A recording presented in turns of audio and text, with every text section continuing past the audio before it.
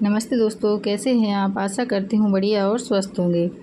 दोस्तों, देखकर तो आप समझ ही गए होंगे कि आज हम बनाने वाले हैं केक। आज हम बनाएंगे वनीला केक।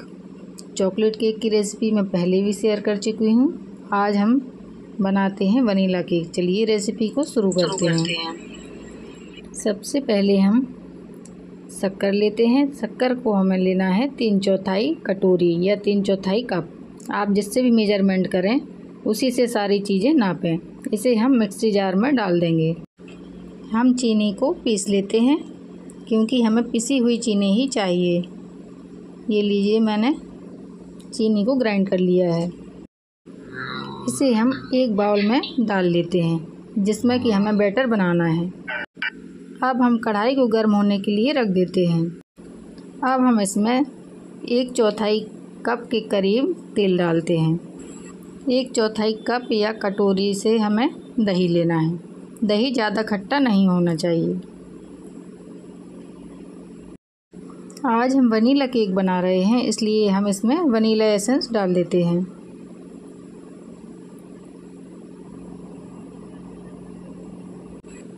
अब इन सारी चीज़ों को हमें विस्कर की सहायता से अच्छी तरह से मिक्स कर लेना है। शक्कर अच्छी तरह से डिज़ोल्व हो जानी चाहिए। आज मैं केक मैदा से बनाने वाली हूँ, इसलिए हम सबसे पहले 1 कटोरी मैदा छन्नी में डाल लेते हैं और इसे छानकर ही हमें लेना है।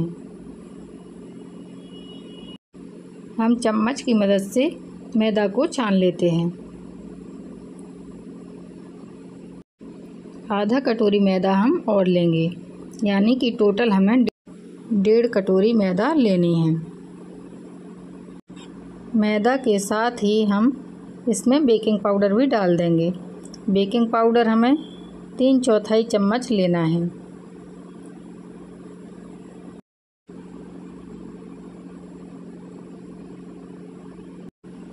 आधा चम्मच से कम हम बेकिंग सोडा लेते हैं, या आप 1/4 चम्मच भी ले सकते हैं। अब इन सारी चीज़ों को हम एक साथ छान लेंगे। छानना इसलिए भी ज़रूरी है जिससे कि इसमें कोई अशुद्धि या गंदगी वगैरह हो तो वह छन्नी में ही रह जाए। अब हम विस्कर की मदद से सारी चीज़ों को अच्छी तरह से मिक्स कर लेंगे।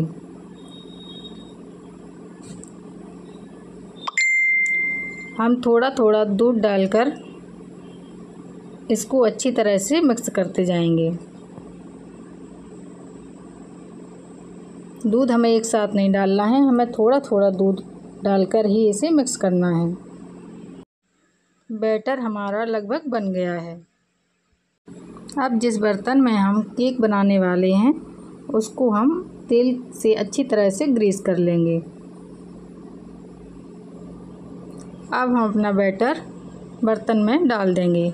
देखिए, इस तरह की कंसिस्टेंसी होनी चाहिए, यानी रिबन कंसिस्टेंसी। अब हम बैटर में ऊपर से बादाम डाल देंगे। आपको कोई और ड्राई फ्रूट्स पसंद हो तो आप कोई भी ड्राई फ्रूट्स इसमें डाल सकते हैं।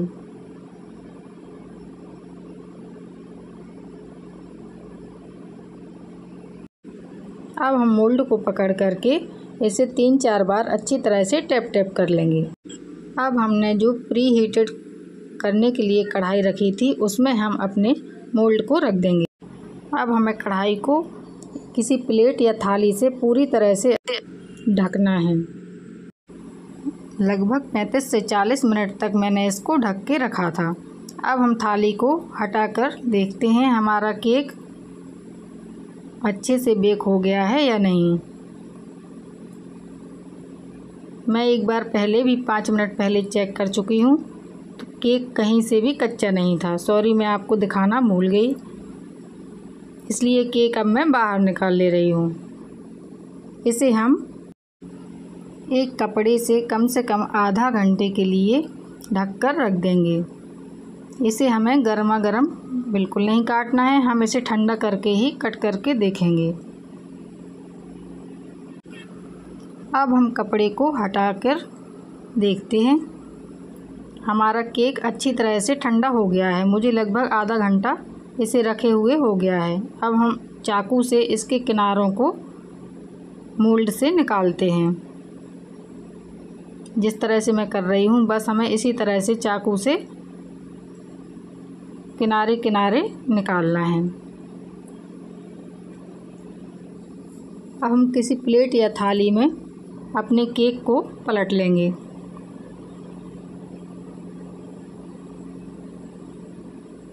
हम इसे 2-3 बार पीछे से टैप टैप करेंगे जिससे हमारा केक अच्छी तरह से बाहर निकल आएगा। ये देखिए हमारा केक निकल आया है। मैं इसे सीधा करके भी आपको दिखा देती हूँ। दोस्तों मुझसे एक मिस्टेक हो गई थी इसमें, जो मैं आप लोगों को बताना चाहती हूँ, जिससे कि आपका केक बिल्कुल भी ख़राब ना हो। मेरा केक तो स्वाद में और दिखने में बहुत ही अच्छा है और सॉफ्ट भी है, लेकिन ये ऊपर जो हल्का सा सिकुड़ गया है, मतलब श्रिंक हो गया है, क्योंकि मैंने इसमें शक्कर जितनी हमें पिसी हुई लेनी थी, मैंने उतनी शक्कर दाने वाली ली थी, फिर उसे पीसा था, इसलिए शक्कर इसमें 2 से 3 टीस्पून के करीब ज़्यादा हो गई है।